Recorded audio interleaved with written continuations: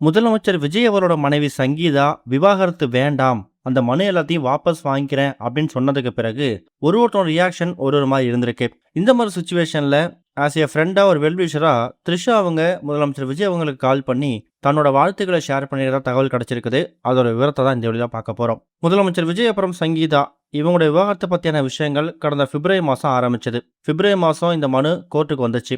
அதுக்கப்புறம் ஏப்ரல்ல ஒரு வாய்தா, ஜூன் மாசம் ஒரு ஹியரிங், இப்ப ரீசெண்டா ஆகஸ்ட் 7ஆம் தேதி நடந்திருக்கு. இதுல ஆகஸ்ட் 7ஆம் தேதி தான் லண்டன்ல இருந்து வீடியோ கான்பரன்ஸ் மூலமா சங்கீதா கோர்ட்ல அப்பியர் ஆயிருக்காங்க. அந்த நேரத்துல தமிழ்நாடு அசம்பிளில பிஸியா இருந்ததால முதலமைச்சர் விஜய் அவரால் கலந்துக்க முடியல. மதியத்துக்கு மேல தான் அவர் கலந்திருக்காரு அப்படிங்கிற மாதிரி இன்னொரு அப்டேட் வெளியே வந்திருக்கு. இந்த மாதிரி சுச்சுவேஷன்ல மாலை ஒரு 3 மணிக்கு மேல அவங்க என்ன நினைச்சாங்கன்னு தெரியல. விஜய் அவர் மேல போடப்பட்டிருக்கக்கூடிய எல்லா விதமான மனுவையும், குறிப்பா விவாகரத்து மனு உட்பட எல்லாத்தையும் நான் திரும்ப வாங்கிக்கிறேன், வாபஸ் வாங்கிக்கிறேன் அப்படிங்கிற மாதிரி சொல்லி ஒரு அதிர்ச்சியை ஏற்படுத்தியிருக்காங்க. இது உண்மையாவே டிவிகே ஃபேன்ஸ் அப்புறம் விஜய் ரசிகர்கள் மத்தியில மிகப்பெரிய சந்தோஷத்தை ஏற்படுத்தி இருக்குது. தமிழக அரசியல் வட்டாரத்திலையும் ஒரு மிகப்பெரிய மாற்றத்தை ஏற்படுத்துது அப்படின்னு சொல்லலாம். விஜய் அவர்கள் முதலமைச்சராக பதவியேற்றதுக்கு பிறகு பல விஷயங்கள் நல்ல விஷயங்கள் செஞ்சாலும் குடும்ப விஷயத்தை ஒன்றை வச்சு அடிக்கடி சில விஷயங்களை விமர்சன ரீதியா கிரிட்டிசைஸ் பண்ணிட்டு தான் இருந்தாங்க. ஆனா இப்ப அதுக்குமே இடம் இல்லாம போயிடுச்சு. அதனால அவங்க ஃபேமிலி மெம்பர்ஸ் ரொம்ப ஹாப்பியா இருக்காங்களாம். இவங்க 2 பேரும் ஒன்று சேர்றதுக்கு முக்கியமான காரணம் ஒரு அடித்தளத்தை போட்டது விஜயோட மகன் ஜேசன் சஞ்சய் அப்படிங்கிற மாதிரி இன்னொரு செய்தி வெளிவந்திருக்கு.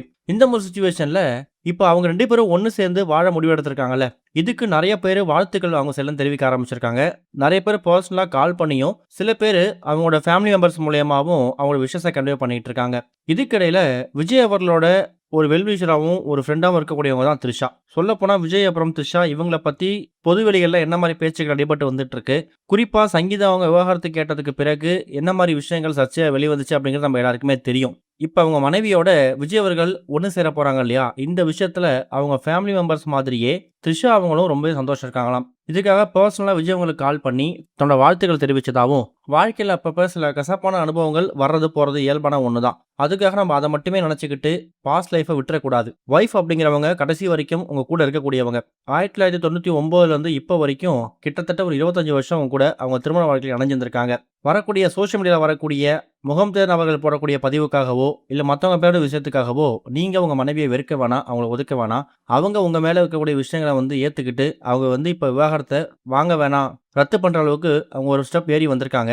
நீங்கள் தாராளமாக அவங்க ஃபேமிலியோடு சேர்ந்து வாழும்போது நானும் சந்தோஷப்படுவேன் அப்படிங்கிற மாதிரி அவங்க தரப்பில் ஒரு வாழ்த்து மெசேஜை கால் பண்ணி கன்வே பண்ணியிருக்காங்களாம். உண்மையாகவே விஜய், சங்கீதா, இன்னொரு பக்கம் ஜேசன் சஞ்சய், அவங்க மகள் திவ்யா சாஷா, இவங்க 4 பேர் மட்டும்தான் இனிமேல் ஃபேமிலி மெம்பர்ஸில் எந்த முடிவு எடுத்தாலும் 4 பேர் மட்டும்தான் எடுக்கணும், எந்த டிசிஷன் எடுத்தாலும் இவங்க மட்டும் தான் எடுக்கணும் அப்படிங்கிற முடிவுக்கு தான் விஜய் அவர்கள் வந்து தகவல் கிடைச்சிருக்குது. வெயிட் பண்ணி பார்க்கலாம்.